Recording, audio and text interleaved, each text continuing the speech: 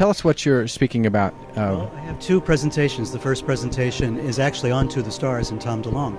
I'm trying to refute some of the conspiracy theories that are out about Tom DeLonge, like he's a tool of the deep state and I'm like in the toolbox with him or something. So that's really what 2 o'clock, the first presentation is about. But the second one is going to be a bit more academic and studious, and it's going to be on alien communication. How people thought they were communicating, or how they were communicating with aliens since ancient times. They may have called them gods or angels or demons or something, but they had actual technologies and methods for doing this. And it's worthwhile to go back and take a look at that, because some of these people who believe that they were doing this actually created some of the most popular religions that exist today. From Scientology and Mormonism, for instance, all had origins in rituals of magic designed to contact spiritual forces. So I wanted to go through that and show some of the background. And there's going to be a television series on Jack Parsons coming up in a couple of weeks, which is about the life of one of the strangest rocket scientists America's ever had, who was also a magician and a follower of Aleister Crowley. So, strange angel. So Jack Parsons is a very important character in modern rocket history, but he was also far out there when it came to magic and mysticism and doing rituals in the desert with L. Ron Hubbard. So this is one of those things where you just got to pay attention, because it's unbelievable, but it's true.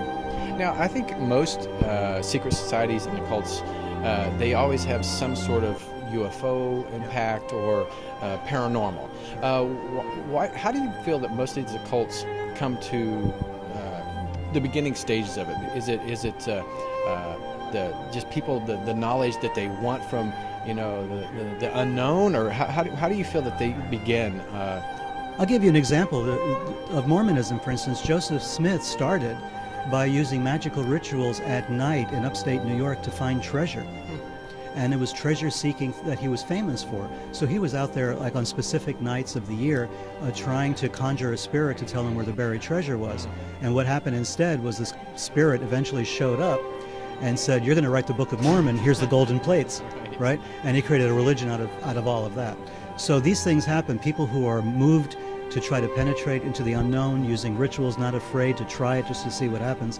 Sometimes these experiences are so otherworldly, it forces them kind of to look at reality in a completely different way.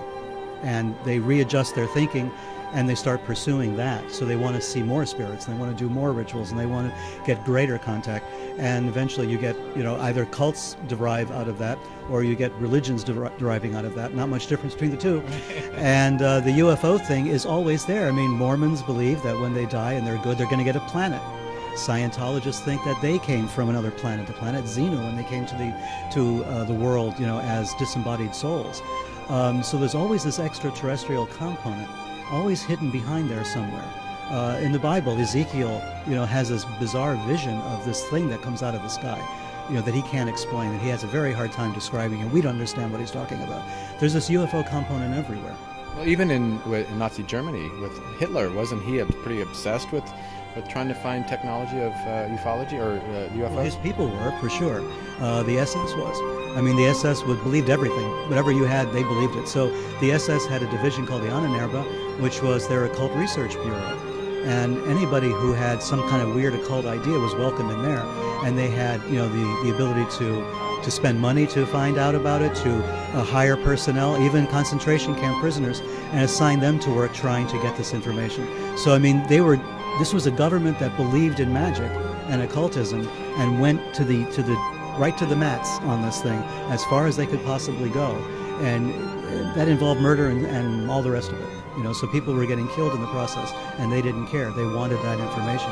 Imagine an occultist today with an army and a whole bunch of machine guns, and that's basically what that was. No. Well, to me, I always said the Nazi Party was like the Golden Dawn with guns. And this is really what this was. If they were true believers, they would stop at nothing to realize their dream, which was contact with other forces, manipulating forces for military purposes and other purposes as well. I mean, these guys were totally committed to a kind of neo-pagan, mystical lifestyle, worldview, and it was just fascinating. And I think with technology now, with internet, there's a lot more cults now that are online because because of the technology that we can get the information immediately and share information hidden behind the typewriter. How do you see going forward with occults? Do you feel like they're going to change, or do you feel like they're still going to make a huge impact on our society? Well, their beliefs, I think, are still making an impact on society. There's a lot of what we call antinomian beliefs out there. Things that are not really mainstream beliefs that are affecting thought. I mean, here at Contact in the Desert is a good example, right? I'm not saying this is a cult, but I'm saying that the beliefs in all of these various other ideas are informing, political action. They're informing cultural activities and everything else. You take a cult and you activate it. You throw some money behind it and some good organizational skills, and it could accomplish anything. The difference is, because we live in an internet environment, the information that's out there is unfiltered. We don't know who's telling the truth, who's lying. We don't know what works, what doesn't work. So it's not really pushing it forward. It's kind of holding it back. You have too much more information to work through. So some of the cults are going offline, and they're saying, we're just going to do things completely quiet, completely under the cover. We're not going to broadcast it at all, which is the only way they feel they can function.